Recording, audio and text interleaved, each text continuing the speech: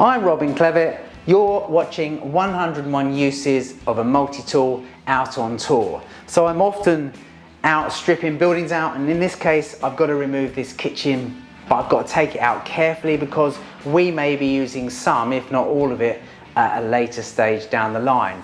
Now, I often fit kitchens and I know how they go together, but this one here is no different in the sense I've got to start taking the doors off, taking all the trims off, the end panels, the appliances out, etc. So the first job, I'll take some doors off to get to the cornice which is around the top. Now it's fixed from underneath clearly because I can touch the ceilings, you're never going to get a fixing on the top. But because there's an integrated fridge and a freezer on the end of the run, I can't access the screws. There's a panel in the way and these aren't isolated. We can't turn them off. We've got an electrician who's going to be taking those out.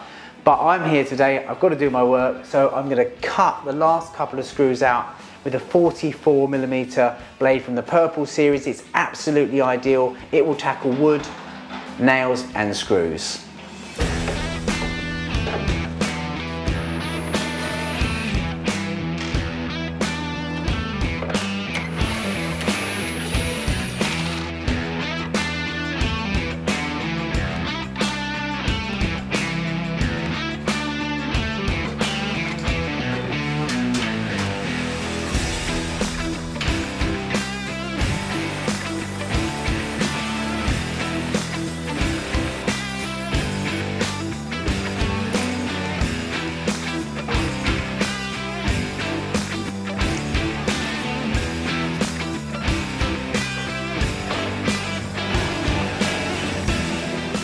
So using a 44mm extreme long life blade from the Purple series, I was able to cut through hard steel screws which held that cornice in above the fridge and the freezer that I couldn't get to before the electrician got here. I've got it out of the way now. I can carry on removing units, no problem at all. And if I do find any more screws, I'm going to get my multi-tool out and I'm going to knock them out because it's just so convenient to get things finished without damaging anything.